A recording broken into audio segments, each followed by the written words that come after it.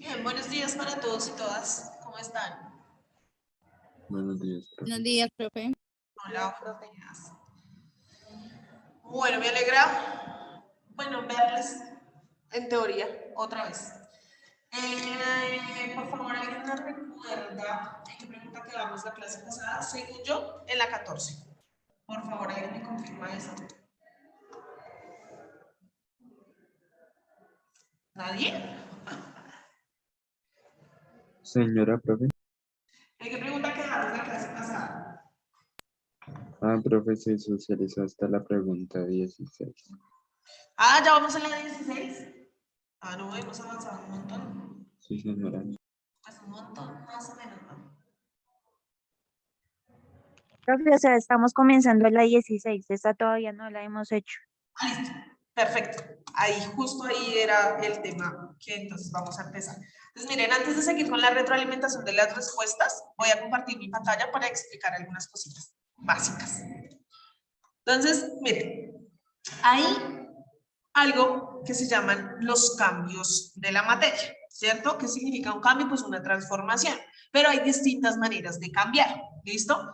En este caso, en este primer momento, vamos a hablar acerca de los cambios que se pueden llegar a generar en el agua, ¿listo? Porque el agua, porque pues volvemos a mencionar al agua como una de las moléculas más importantes, no solamente para la vida, sino para los distintos ejercicios que nosotros generamos en nuestra cotidianidad. Entonces resulta que hablamos de que hay unos cambios físicos, que la molécula de agua permite transformarse físicamente. ¿Listo? ¿Qué significa? Que yo puedo cambiar de estados de la materia, ¿cierto? Puedo tener agua en estado sólido, pero también puedo tener agua en estado líquido y también puedo estar hablando de moléculas de agua en estado gaseoso. Entonces el punto es saber, bueno, ¿y yo cómo hago para variar eso? ¿De qué manera, cierto? Yo hago para pasar de un estado sólido del agua a pasar a un estado líquido o a pasar a un estado sólido o viceversa, ¿cierto? Porque miren, hay flechas que van en un sentido y hay otras que se pueden regresar. ¿A alguien se le ocurre cómo? ¿De acuerdo a la imagen? ¿O alguien sabe cómo? ¿Por qué? Porque yo puedo pasar de estado sólido del agua a estado líquido o a estado gaseoso y viceversa. ¿Qué es lo que tengo que hacer? ¿Qué es lo que debe pasar para que yo pueda pasar de estado, el agua de un estado a otro estado? Realizar el respectivo procedimiento, como por ejemplo poner a hervir o poner a congelar o descongelar o aplicar, ejemplo, frutiño. Bueno, todavía no lleguemos al frutiño, pero excelente lo que mencionabas de, bueno, pongo a hervir, pongo a congelar. Ahí lo que estoy haciendo, ¿cierto? El procedimiento que nos menciona Gloria específicamente, entonces es una variación en la temperatura, ¿cierto? Lo que estoy haciendo es aplicar calor o disminuir, ¿cierto? Efectivamente la temperatura. Entonces, así es la manera en la cual el agua puede cambiar el estado de la materia en la que se presenta. Entonces, yo puedo hablar de que paso de un estado sólido a un estado líquido aumentando la temperatura, ¿cierto?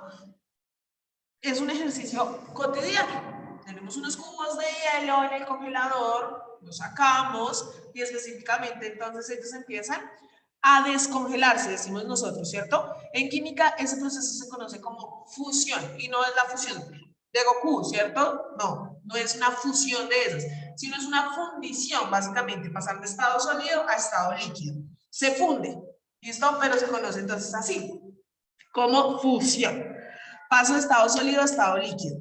Ahora, si tengo agua en estado líquido, entonces, como menciona Gloria, pues entonces sigo aumentando la temperatura, ¿cierto? Y voy a poder pasar de estado líquido a estado gaseoso. Dijo Gloria, ponemos a hervir el agua. Cuando usted pone a hervir el agua, aumenta mucho más la temperatura, usted ve precisamente ese desprendimiento de vapor, ese desprendimiento de humo, que no es más sino las moléculas de agua, pero ya no en estado líquido, sino en estado gaseoso. ¿Listo? Hay varias maneras de conocer ese proceso. Una es, por ejemplo, vaporización, o también a veces encontramos en la literatura evaporación, es exactamente el mismo proceso, o también encontramos el nombre de ebullición. ¿Listo? Ebullición está relacionado con hervir, con pasar de estado líquido a estado gaseoso. Entonces, vaporización, evaporación, ebullición hacen referencia al mismo proceso. Pasar de estado líquido a estado gaseoso aumentando la temperatura. ¿Listo? Ahora, resulta que yo podría pasar de un estado sólido a un estado gaseoso inmediatamente. O sea, aumento tanto la temperatura que no hay un intermedio en el estado líquido. ¿Sí ven? Aquí lo que les estaba explicando era por escaloncitos, de sólido a líquido, de líquido a gaseoso. Pero si yo disminuyo, aumento tanto la temperatura que paso de un estado sólido a un estado gaseoso inmediatamente, estamos hablando de un proceso que se conoce como sublimación progresiva o volatilización. ¿Listo? Hay algunas sustancias que hacen ese proceso de manera natural, otras donde efectivamente nosotros podemos manipular y simplemente aumentamos tanto la temperatura que hacemos que esa sustancia pase de estado sólido a estado gaseoso inmediatamente. ¿Listo? En química, realmente el concepto que más se utiliza es sublimación progresiva. ¿Listo? Sin embargo, está relacionada con el proceso de volatilización. Algunas sustancias tienen la capacidad de volatilizarse. En este caso específico estamos hablando de que sean en estado sólido. ¿Listo? Ahora, como estoy hablando de cambios donde he aumentado la temperatura, pues específicamente si yo disminuyo la temperatura, es decir, hago el procedimiento contrario, lo que voy a obtener es que no voy a poder regresar. ¿Listo? Entonces, si yo tengo moléculas de agua en estado gaseoso, ¿cierto? Donde la temperatura es muy alta y disminuyo esa temperatura, puedo llegar a un estado líquido. Por escaloncito podría llegar a un estado líquido.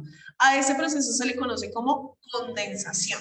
¿Listo? Condensación de las moléculas. Simplemente disminuyo la temperatura. Si sigo disminuyendo la temperatura de estado líquido, puedo entonces volver a llegar a tener estado sólido. Se conoce como solidificación o congelación. Ambos hacen referencia a exactamente lo mismo. ¿Listo? Simplemente al disminuir la temperatura.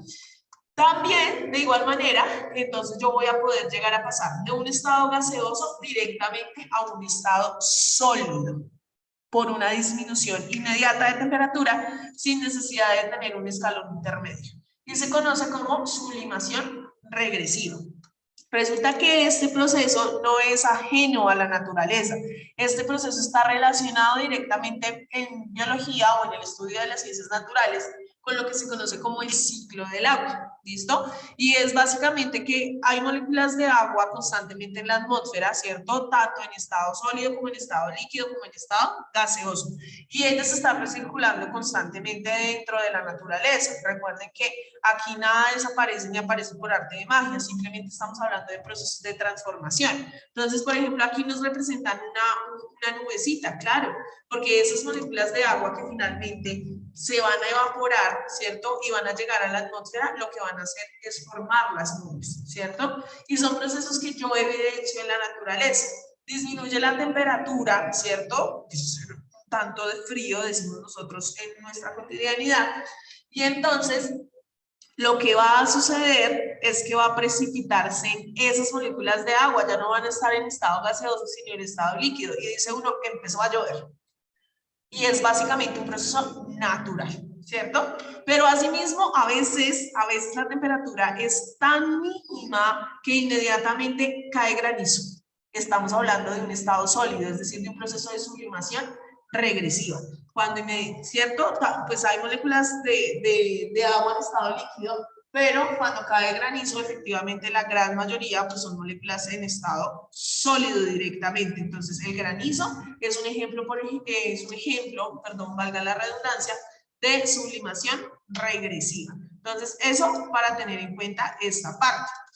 Pero resulta que la molécula de agua no es la única que tiene cambios en su estado sin que se altere su composición, ¿cierto? Porque acá estoy hablando de agua, si me regreso agua. Entonces, hay otros ejercicios, otras sustancias, otros materiales en los cuales yo también puedo evidenciar lo que se conoce como cambios físicos, ¿listo? Cambios físicos.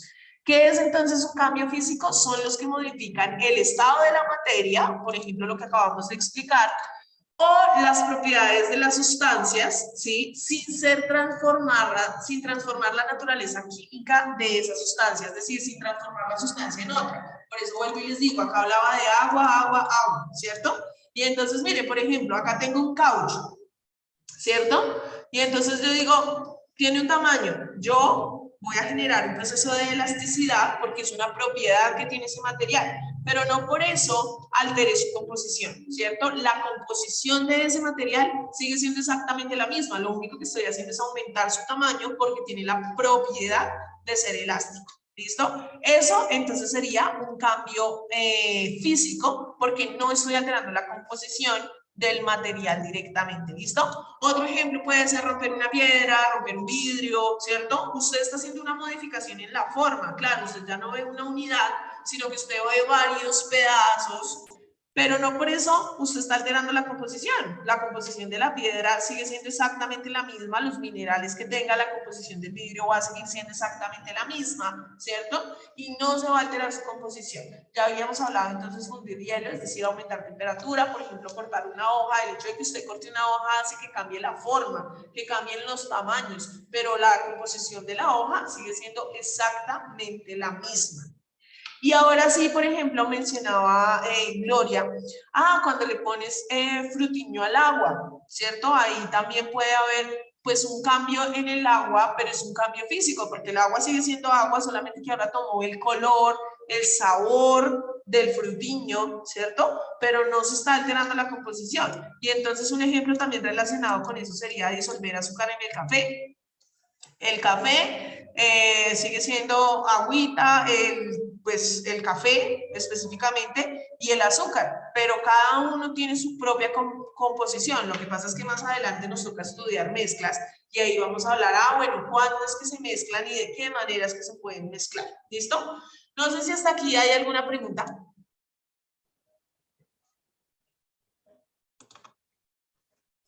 ¿Me dejaron sola? Bueno, entonces yo sí. Quiero que cada uno me escriba un ejemplo de cambio físico. Un ejemplo de cambio físico. ¿Listo? A partir de lo que expliqué, no se pongan a googlear a lo fajardo. Google tiene todas las respuestas. No, a partir de lo que explicamos, a partir de lo que hablamos, ¿cómo podría usted relacionar entonces en su cotidianidad un ejemplo de cambio físico? Que no tenga que ver con los que ya explicamos en el chat, ¿listo? Porque si usted vuelve y me dice, profe, descongelar hielo, bueno, ese ya lo hablamos. Otros ejemplos aparte de los que ya hemos mencionado dentro del desarrollo de la clase, donde se cambie solamente la forma, la apariencia, el estado, pero no se altere la composición de las sustancias. Eso es lo importante, eso es un cambio físico. Se genera un cambio en la forma, en el estado, en el color, en el sabor, pero no se altera la composición de las sustancias. No he recibido ni un solo ejemplo, ya los pueden escribir en el chat. Por favor. Cuando se funde el hierro, excelente ejemplo. Muy bien, cuando se funde el hierro. Hay un aumento en la temperatura para poder moldear el hierro y generar las distintas estructuras, ¿cierto? Y sigue siendo hierro, simplemente estoy generando un aumento en la temperatura, cambiando el estado de la materia y efectivamente la forma en la que se visibiliza. Aquí dice, si pone un pote de agua al sol. ¿Listo? Bien, sí. Específicamente hablamos de un proceso de evaporación, ciclo del agua. Solo 2 ejemplos y tengo 13 estudiantes conectados a la clase. Supuestamente. Cuando se preparan alimentos, ¿de qué manera?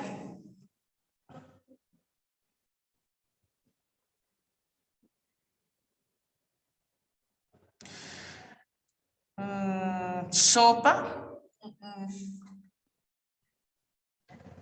No, porque no solamente cambia la forma. Cuando se cocinan los alimentos, cambian sí las propiedades de los alimentos. Por ejemplo, esa pregunta que se puso de moda en un tiempo donde decían, oiga, ¿por qué si pongo a cocinar un huevo se pone duro?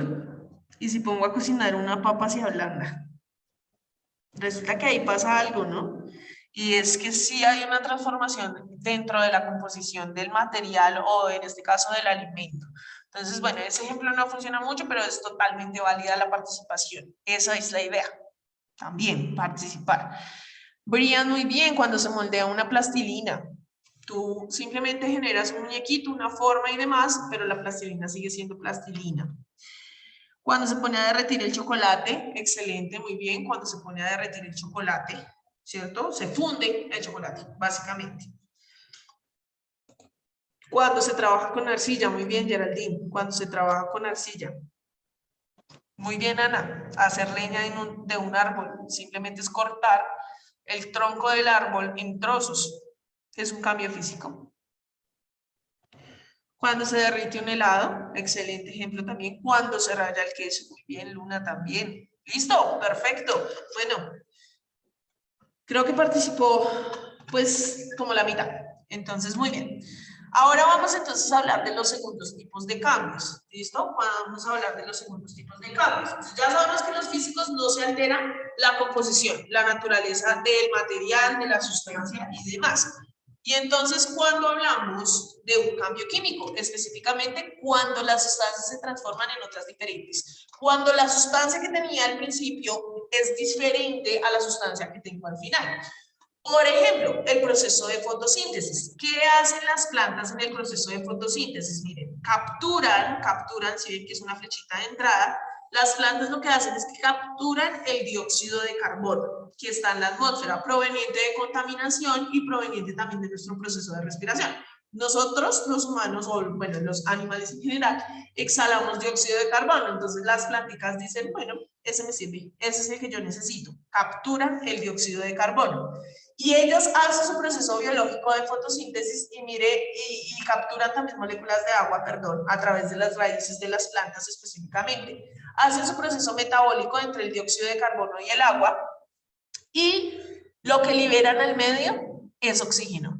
No estoy hablando de las mismas sustancias que tenía al principio. Dije al principio, dióxido de carbono y agua. Y estoy hablando que lo que está saliendo al final es oxígeno. Ahí hubo un cambio químico, una transformación, porque las sustancias que tenía en un primer momento son totalmente diferentes a las sustancias que tengo al final del proceso. ¿Listo? Entonces aquí está directamente relacionado la fotosíntesis y el respirar. Por ejemplo, nosotros tomamos ese oxígeno, ¿listo? Entonces aquí en relación a la fotosíntesis y el respirar. Por eso es la importancia de cuidar el planeta, el medio ambiente, de no permitir que talen los árboles, de no permitir que sigan generándose incendios forestales provocados por el hombre, como por ejemplo lo que pasó en el páramo de Boyacá. Se me olvidó el nombre. Bueno, hace una semana, más o menos, una semana, 2 semanas, que era el Día del Agua, justo ese día se incendió un páramo en Boyacá. Y bueno, esas especies, esas plantas que habitan en ese hábitat, en los páramos, también son importantes para lo que tiene que ver con la producción y almacenamiento de agua, ¿no? Pero en general todas las plantas, porque miren, este proceso donde ellos son los que generan el oxígeno que nosotros respiramos, pues es súper importante. De ahí que cuando usted está en la ciudad, pues el aire es mucho más contaminado, mucho más denso, ¿cierto? Mucho más complejo, procesos de respiración. Y cuando usted va, por ejemplo, hacia un espacio mucho más natural, usted de verdad siente que respira un aire mucho más limpio, ¿cierto? Y entonces tomamos oxígeno y nosotros le devolvemos al medio dióxido de carbono. Es un cambio químico, el proceso de fotosíntesis y la respiración, y además son complementos, ¿listo? Otro ejemplo de cambio químico es encender una cerilla, ¿cierto? Entonces, en la cabeza de la cerilla hay una composición de fósforo rojo que lo que hace es que al generar una fricción, ¿cierto? Se enciende, combustiona y se quema. Entonces ya vemos que hay un cambio en la apariencia, pero además en la composición, básicamente. ¿Listo? Miren el ejemplo que les decía ahorita, cocer un huevo, cocinar un huevo, ¿cierto? Porque si es algo blando, yo lo cocino y se endurece. Ahí hay un cambio químico desde su composición. Resulta que ahí hay proteínas y hay vitamina B12, biotina, que hacen que cuando usted lo cocina, bueno, hasta cierto punto, ¿no? Alguien va a decir, ay, bueno, yo lo cocino, pero lo dejo blandito. Bueno, pero lo estás cocinando. Y el punto es que al cocinar ese alimento, usted está generando un cambio químico, porque la composición está variando, lo que hace que esas sustancias usted las empiece a metabolizar, ¿cierto? Nadie se va a comer una papa cruda. No solamente por el sabor ni demás, sino porque efectivamente no es la manera en la cual nuestro cuerpo la metaboliza. Y también un ejemplo de cambio químico muy común es un proceso de oxidación, sobre todo en los metales, sobre todo en el hierro. Entonces, por ejemplo, las estatuas que están elaboradas por algún tipo de metal o de aleaciones de metales, ellas están muy expuestas a las condiciones climáticas. Entonces están expuestas a la lluvia, están expuestas al sol, ¿cierto? Y ahí hay moléculas de agua, tanto en estado líquido como en estado gaseoso, que lo que hacen es que interactúan con esos metales y se genera un proceso de oxidación. Y la oxidación es un debilitamiento de los metales, ¿cierto? Aparte de la apariencia y demás, pues genera una modificación en las propiedades y ya no estamos hablando del mismo hierro, en el ejemplo que ponía una compañera ahorita de fundición del hierro, ahí sí hablaba de hierro, pero ya no rígido, sólido, sino fundido para poderlo moldear. Aquí este hierro ya no es la misma composición, aquí estoy hablando de óxido de hierro, que es distinto, ya es un compuesto, no un elemento, que también lo vimos la clase pasada. ¿Listo? Entonces, compañeros y compañeras, me hacen el favor y me escriben en el chat un ejemplo de cambio químico, distinto a los que mencioné en la explicación. Un ejemplo de cambio químico. ¿Cuáles pueden ser un ejemplo de cambio químico en su cotidianidad? Recuerden que química es usted, soy yo, todo en el universo. Entonces ahí, en la vida, en los ejercicios cotidianos, están nuestros mejores ejemplos para estudiar química.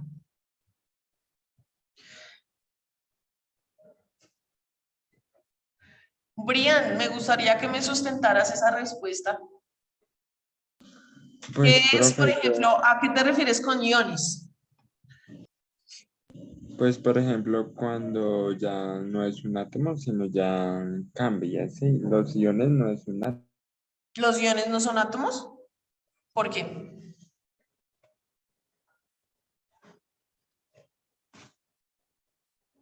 Pues el átomo es lo más pequeño, ¿no? Y los iones no es un átomo porque son partículas, ¿no?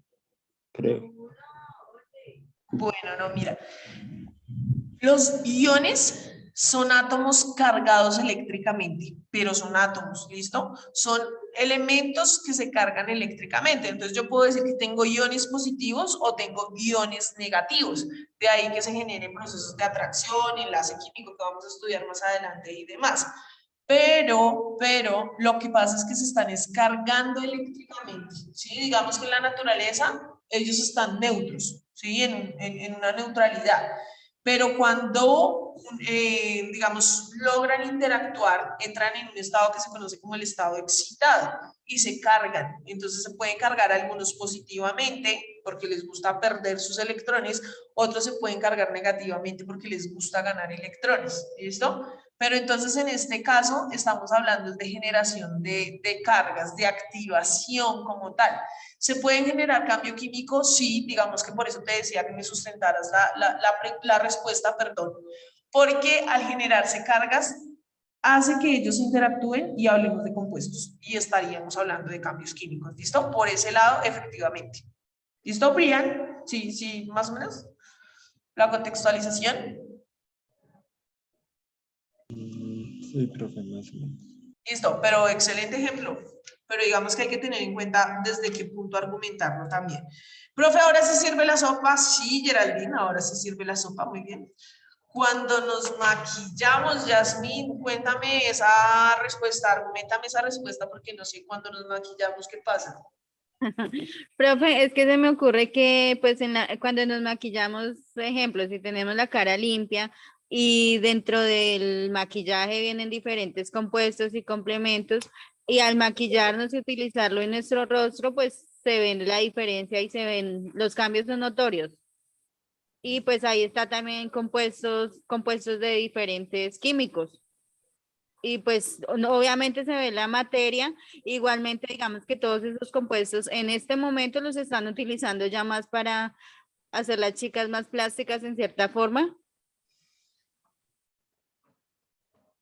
Listo, ok, muy bien. Entonces, bueno, lo que entiendo es en el maquillarnos, porque alguien puede decir, bueno, yo me puedo, no sé, simplemente pintar y podría ser un cambio físico, por el cambio de apariencia, pero desde que lo argumentas está perfecto frente al cambio químico, ¿cierto? Frente a la composición de este maquillaje, que sabemos que, por ejemplo, un maquillaje excesivo en algún punto va a generar debilitamiento en la piel, seguro, ¿cierto? Eso está más que comprobado científicamente y eso ha hecho que precisamente la industria del maquillaje cambie. Entonces, resulta que muchos de esos maquillajes provienen de procesos del petróleo y la gente como que no sabe o no dimensiona ese proceso y resulta que es petróleo que se transforma, se convierte por ejemplo en vaselina, en pestañina, en labiales, ¿cierto? Pero entonces ha sucedido que específicamente por debilitamientos de la piel, procesos que tienen que ver con el uso del maquillaje, hayan empezado a generarse maquillajes también orgánicos, ¿no? Maquillajes naturales también. Entonces a partir por ejemplo de algunas plantas, ¿sí? Y no directamente del petróleo, porque los procesos de transformación del petróleo, pues acarrea que se utilicen muchas más sustancias diversas, ¿no? Pero muy bien, desde esa argumentación, sí. Vamos por aquí, voy a ir bajando. La combustión, excelente Ana, la combustión es decir, quemar, ¿cierto? Quemar lo que veíamos con la cerilla del fósforo. Entonces, muy bien, todo lo que se pueda combustionar es un excelente ejemplo de cambio químico. Ay, espérenme que ahora no, esto no quiso bajar. Acá dice, usamos diferentes, bueno, aquí Yasmin me estaba, Gloria me estaba argumentando. Cuando uno pone a preparar un pastel, excelente, lo que tiene que ver con coccionar los alimentos, muy bien María. Cuando pelamos los alimentos, no. Cuando los pelamos sería una apariencia física porque solamente los estamos pelando. Cuando la uva se fermenta, excelente ejemplo, cuando la uva se convierte en vinito, ese es un proceso de cambio químico, la fermentación de la uva, o cualquier proceso de fermentación, ¿no? La fermentación del maíz para el guarapo, la chicha, ese tipo de cosas, es un ejemplo de cambio químico, muy bien. Diluir en agua un efervescente, excelente. Ese es un ejemplo de cambio químico, diluir en agua, no sé, sal de frutas, este tipo de cosas, ¿cierto? Porque lo que hace es transformar ese principio activo en la liberación de dióxido de carbono y además en un compuesto que permite metabolizarse para eliminar el dolor o generar algún tipo de alivio, ¿cierto? Un caramelo, sí, el proceso de generar un caramelo, porque es el azúcar en transformación a través de procesos de combustión y demás. Muy bien, la oxidación de los clavos, excelente. Diluir las vitaminas en un vaso de agua, excelente, brillan también. Los fuegos artificiales, excelente ejemplo también. Los fuegos artificiales tienen que ver con procesos de combustión, donde, por ejemplo, en los fuegos artificiales los elementos principales son el fósforo y el azufre, y ahí hay una transformación, ¿cierto? Una liberación de vapores, olores y cambios químicos específicamente. Dime, Brian. Profe, una pregunta, es que pues tú nos dijiste que los cambios químicos son como el proceso de transformación y oxidación y todo eso, sí, más o menos. Pero es que yo no sé, pues las donas también más o menos tienen un proceso. ¿Las qué? Las donas Sí. tienen un proceso bastante de como de transformación, ¿sí? Cuando se hacen. Pero es que a mí el médico me dijo que, o sea, a uno le prohíben eso, o a mí, por ejemplo, me lo prohíben porque eso dicen que es cancerígeno. No sé por qué. Bueno, pues yo creo que está un poco más relacionado, o yo lo relacionaría directamente con el consumo de azúcar, con lo que tiene que ver con la producción de glucosa. Pero pues tanto así que yo sepa, Brian, que una dona pueda generar cáncer, te lo juro que es la primera vez que lo escucho. No, yo lo relacionaría con que la dona está elaborada a partir de azúcares, carbohidratos, básicamente carbohidratos, ¿no? La harina, no sé, si le ponen chocolate y dulces y demás, tiene que ver un poco más con el proceso de la glucosa, del azúcar, de la alimentación. Pero con un proceso cancerígeno, la verdad, no podría darte una respuesta frente a eso porque es la primera vez que lo escucho también. Lo siento, a veces no tengo todas las respuestas. Pero yo lo relacionaría es con alimentación, ¿listo? Desde el azúcar. Pero proceso cancerígeno, no. La verdad no tengo conocimiento frente a. ¿Listo? Entonces, bueno, uy, ya hablo un montón, ¿no? Entonces vamos a seguir. Habíamos dicho que en la 16. Entonces, 16. Mientras dura el cambio de estado de sólido a líquido o de líquido a gas, ¿qué hace la temperatura? ¿Aumenta, disminuye o se mantiene constante? Me hacen el favor, escriben en el chat la respuesta. Si hay un cambio de estado sólido a líquido o líquido a gas, ¿la temperatura qué hace? ¿Aumenta, disminuye o se mantiene constante? Pilas de sólido a líquido o de líquido a gas. Muy bien, excelente. Aumenta. ¿Listo? Entonces aumenta. Los que ya la tienen señalada, perfecto. Los que no, por favor, señalenla. Aumenta, ¿listo? Número 17. ¿Cómo se llama el paso directo del estado sólido al estado gaseoso? ¿Cómo se llama el paso directo de sólido a gaseoso?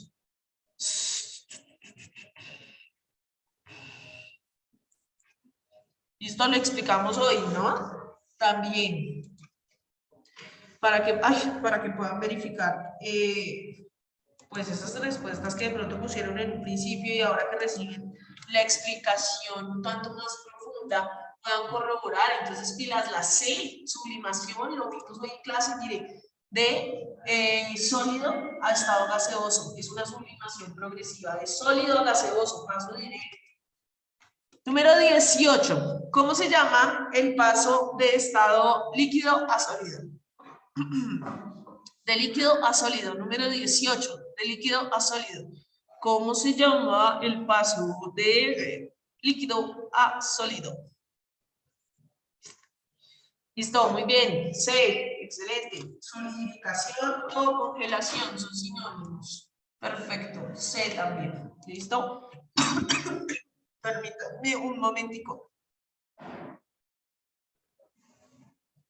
Vamos con la pregunta 19. El plasma es un gas ionizado. ¿Qué significa? Cargado eléctricamente. Cargas positivas, cargas negativas. Nosotros ya estudiamos estados de la materia. Que se forma a temperaturas elevadas cuando la materia, por causa de absorción de energía, se separa formando iones positivos y electrones o núcleos atómicos con electrones libres. Aunque tienen electrones libres y por tanto es buen conductor de la electricidad, podemos decir que internamente es neutro, dado que sus cargas se anulan, positivas y negativas se anulan. Son ejemplos de materia en estado plasma. A, la tierra, las plantas y los animales. B, el sol, los relámpagos y las estrellas. C, los ríos, los lagos y los mares. D, los volcanes, nevados y minas. Por favor, escriban su respuesta. ¿Cuáles entonces de todas esas opciones realmente son un ejemplo del estado plasmático? Un gas cargado eléctricamente que maneja un montón de energía, ¿cierto? Pero que igual está neutro, es decir, que permite también la subsistencia, existencia y demás. Entonces, respuesta, muy bien, la B. ¿Listo? La B. Excelente, la B. El sol, los relámpagos y las estrellas. ¿Listo? Número 20. En uno de los estados de segregación de la materia, la fuerza que mantiene unidas las moléculas es la fuerza de cohesión. Cohesión, las mantiene unidas. Y en este estado es muy grande. ¿El estado de tensión cuál es? ¿El gaseoso, el líquido, el sólido o el plasma?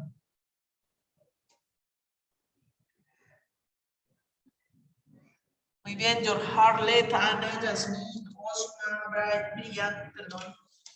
Entonces, ahí, donde me pegó por acá. Entonces, la respuesta correcta es la C. En el estado sólido es donde están muy unidas. ¿Listo? Y finalmente, porque se acabó el tiempo otra vez, las bandas de caucho y la goma de mascar son materiales que experimentan dureza, fragilidad, elasticidad o ductilidad. Número 21. ¿Qué experimentan? ¿Qué experimentan? Una banda de caucho y un chicle, ¿no? Que se conoce como un chicle. Pues muy bien, elasticidad, perfecto, elasticidad. Muy bien. No voy a dejar más tarea, no hemos llegado a la pregunta que habíamos dicho desde el principio, entonces nos vemos dentro de 8 días y continuamos, ¿listo? Que tengan un excelente fin de semana, un excelente día. Nos vemos dentro de 8 días. Que les vaya muy bien. Creo que la tarea era ¿en cuál? Es que a mí se me olvida. Y también, no mentira, será hasta la 26. Hasta la Bueno, 26. ¿Listo? bueno. Ok, hasta luego.